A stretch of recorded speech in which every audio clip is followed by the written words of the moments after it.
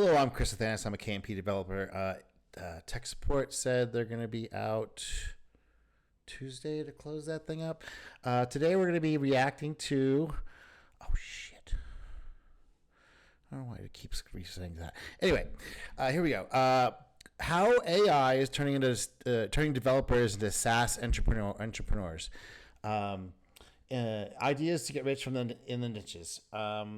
Okay, Robin, he's really on one of the same wavelength, different tool set, but definitely the same wavelength of like what we're seeing in the industry happening right now, which is not being really publicized or televised. And the basic idea is we're going to start small, but we can do a lot of damage in a local area, in a vertical slice of something, a geographic area, an industry, some inefficiency somewhere that's happening in some process somewhere, some business process. There's all kinds of there's inefficiencies all over the place. All right, let's see what he has to say. Hey, future entrepreneurs. Today, we're diving into something that's not just mind-blowing, but could be your ticket to the future of software. We're talking about stealing SaaS ideas, niching down, and localizing to make life-changing money. You heard that right. Stealing ideas and making them hyper-specific. Yeah. And before you... Yeah, so beginners copy, professionals steal. Now, I know people are going, oh my God, you can't steal ideas. Okay, so the copyright law in the United States, I don't know about anywhere else, but in the United States, the copyright law is the expression of an idea is protected, but the idea of itself is never protected. The concept and the idea of a sunset is never protected. If somebody writes a poem or does a video or writes a recording or writes a song, those expressions that are recorded or somewhere that are nailed down someplace that could be pointed to, those expressions are protected. Okay, so you can still have the same idea, the same market, the same thing, do exactly the same thing, but you can't call it the same thing. You can't look the same, but you can do the same thing. That's fine. You think I've lost my mind. Hear me out. The era of tech giants might be giving way to the age of digital mom and pop shops. Well, okay, it's not giving way. It's opening up the door. These AI tools are opening up the door to compete against the bigger companies. But these bigger companies are not going to go away. They're going to still be there. But the middle-level players may have to change tactics to deal with these little players. These mom and pop shops are coming back online to take the roles that were pushed out when these big tech giants came into town. So it's a little bit of push and shove situation. That's just business. And you're going to want to be part of this revolution. So what's the deal? Well, because of layoffs and AI, I genuinely believe we're moving from supermarket model to a mom and pop shop model in software world. So instead of going to the Walmart of tech for one-size-fits-all solutions, people are starting to seek out small but very specialized software solutions. We're tearing down big software companies and becoming small and micro companies. We're not tearing them down. We're just eating their market share. They're going to still be there. They will act. Some of them will respond. Most of them won't. Most of them can't. They don't know how. When you destroy loyalty by just shoving off developers are pretty smart people. When you just shove off tech people and designers, there's no loyalty. Well, you kind of have to expect that when the time comes that we have the same access to the same tools that you guys have, that we may start competing with you. Okay, England had the steam engine once at one time, and they had a monopoly on it. But then when the steam engine got kind of dispersed over, they kind of lost their competitive edge. They thought they were on top of the world forever. No. That's not how the world works. Everyone can become entrepreneurs. Think about it. Well, okay.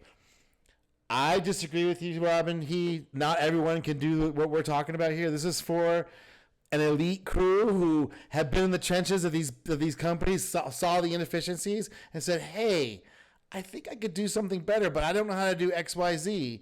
Well, now doing X, Y, and Z became a lot easier. So now maybe we can do that thing.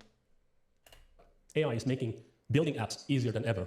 You don't need. But it's not for everyone, right? It's only for the people who are really dissatisfied with that environment and want to do their own thing, which is why mom and pop shops opened up in the first place. A team of 5 or 10 developers anymore.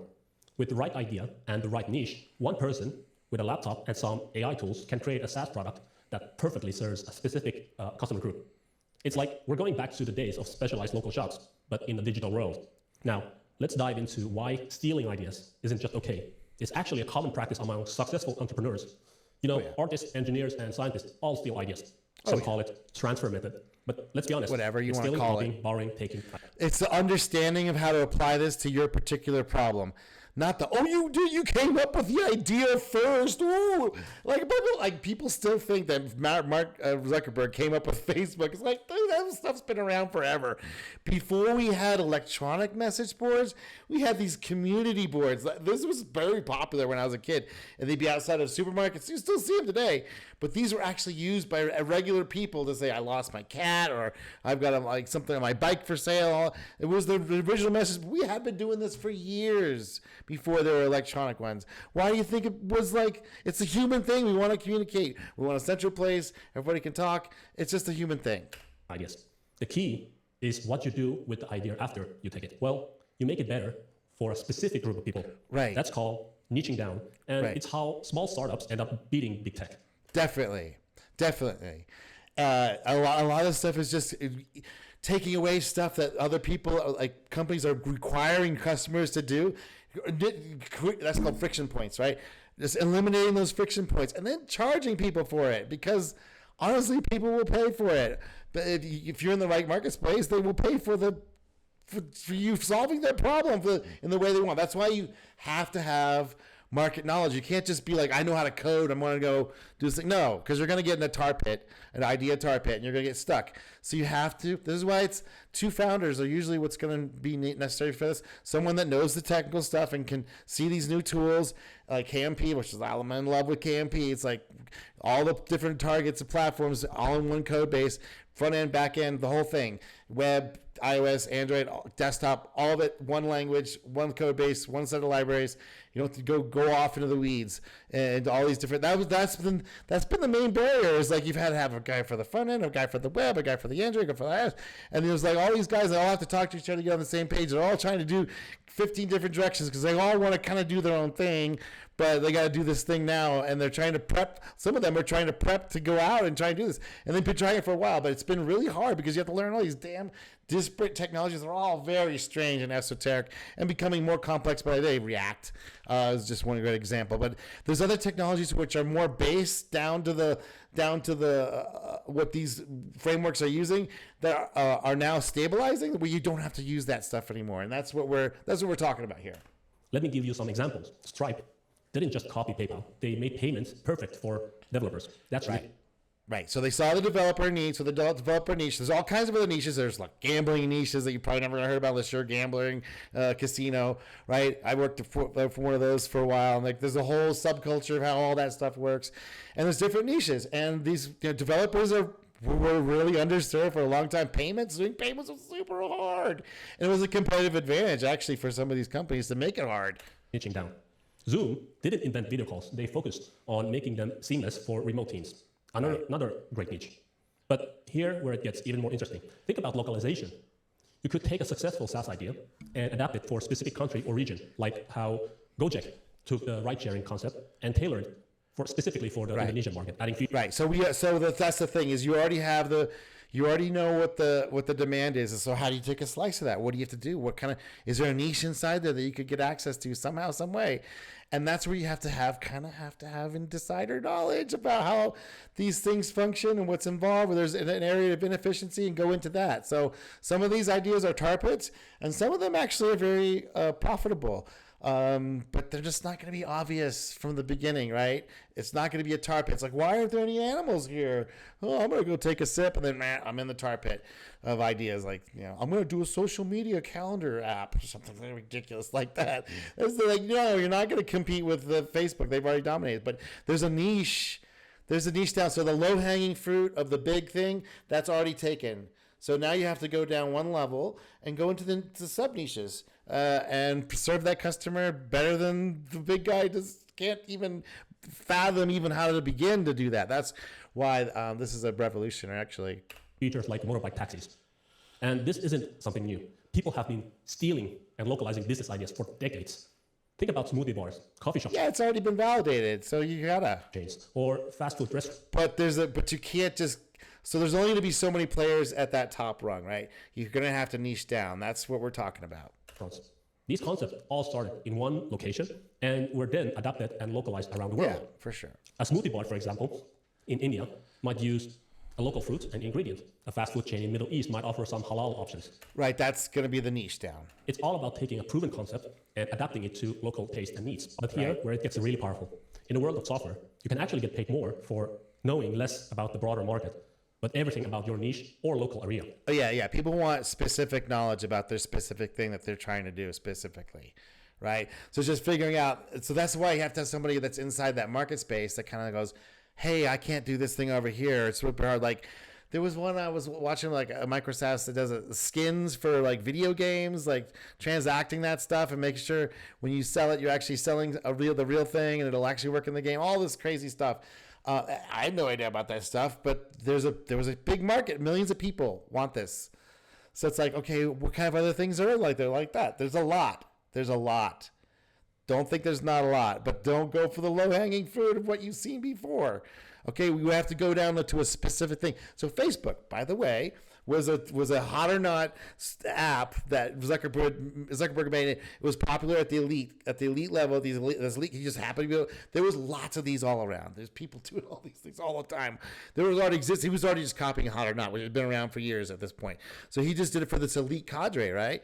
So that's kind of what he found. It's like, oh, you do the elite marketing. You're not allowed in unless you're in the big boys club. So there was that whole thing. So that's how he got his network started, and he also got help from the government with their LifeLog program. And anyway, so these things have been around before, and it's niching down now. That's the opportunity that's on the table, and because these companies are so fat and heavy, and they will not be able to be nimble, just like how IBM lost out to the microcomputer revolution. Even though they tried to do the IBM PC, but they got swamped. Come on, let's face it. I know it sounds crazy, but stick with me. Think about it like this. If you tore your knee, who would you rather see? A general doctor who knows a little about everything, or a knee specialist who's treated thousands of knee injuries like yours? Right. And I want a meniscus specialist. I want someone that's actually doing my particular injury for 25 years, and he's about to retire because he just knows so much about this stuff, and he has a school he runs about meniscus therapy. Like, that's who I want, right? What you want? There are people who will pay extra to make sure that that's just done properly the first time. And they will pay them more than they should. They think they should. They want to make sure they have someone that actually knows what they're doing this thing. Who would you pay more for this? Most people would choose the specialist and pay high premiums for being the best at it. Yeah. And that's how exactly niching down and localizing in SaaS. So the company I did before, where there was even named as these software startups, whatever, I did my own startup. It was called DigiFX. And we did digital video, special effects, plugins for After Effects, Premiere, Photoshop, all that stuff. And I had no idea if this market even existed. I was working in a different company, and we were doing just Photoshop plugins, and I tried to get them to do the After Effects stuff or animated stuff, and they just said, no, they were just not interested. And I went after them for months. I was like, hey, guys. And then they had a bunch of layoffs. And I was like, I think it's time for me to go and do my little startup. And I did the animated video. This blew up. And I was like 6 to 8 person company. Sometimes I bring in part-time people. But it was a lifestyle business. I was my own boss. I worked from home, remote, back in the 90s. Well, that was like, well, how do you even do that? It's like, kind of just stumbled into it. But I'm seeing it happen again. This is what I'm seeing happen again. And at that time, it was pretty, you had to like see, and there wasn't a lot of languages you had to learn. There wasn't a lot of technology you had to learn. And there was only limited distribution avenues that you could go out. So it was a lot simpler then, but it's actually a lot simpler now because you have all these ways of marketing and advertising and confirming your business before you even get started, which wasn't available. It was all guessing. And I had to launch several different little, basically MVPs before I figured out that the people wanted these video special effects tools, and they want all this wild graphic stuff. I'm like, okay, I can punch. I've been messing with this stuff for years. Let's see what happens. And I ran that company for 7 years, sold it, and then took a bunch of time off. Now I'm going back into the software development, I want to do one of these micro-SaaSes. I've been in the industry now for 8-10 years, something like that. And now I think I convert because this KMP stuff's super exciting. Becoming the niche specialist of your niche or the go-to solution for a specific local market you become irreplaceable. You can solve specific problems better than any other generalist tool.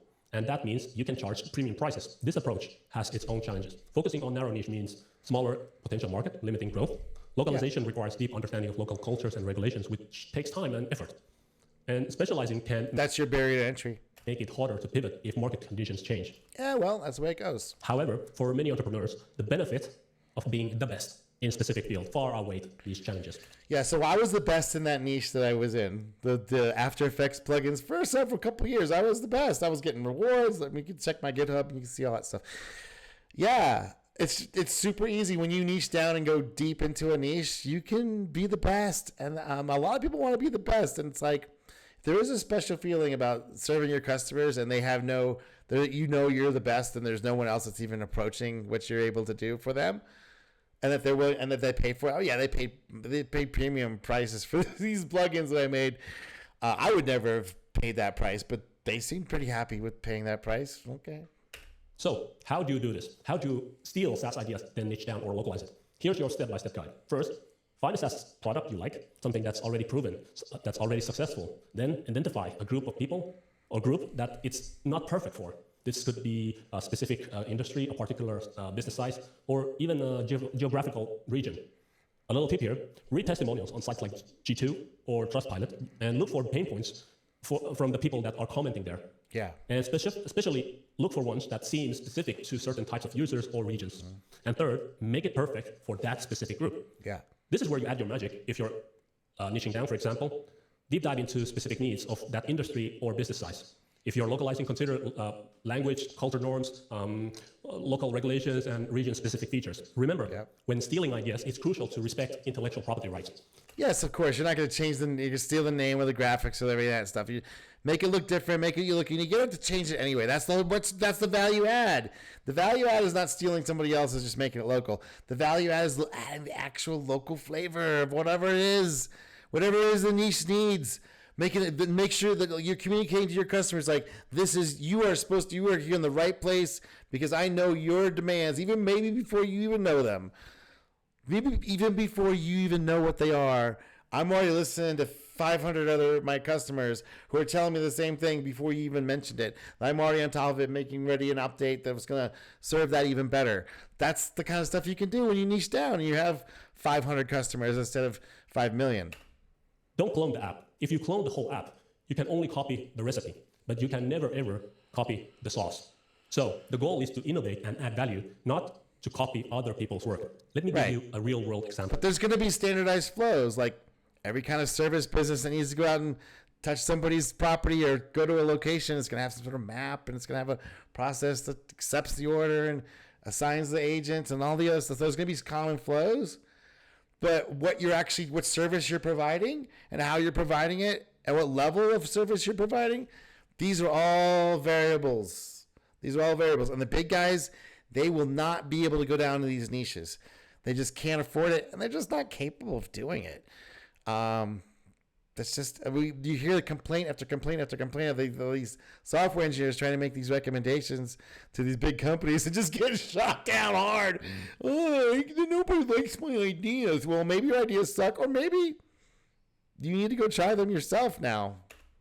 When I was a freelancer, I noticed that existing online booking apps didn't cater well to those needing to offer productized services in local languages. So I created a booking app specifically for freelancers. The result? A product that freelancers and agencies love because it feels.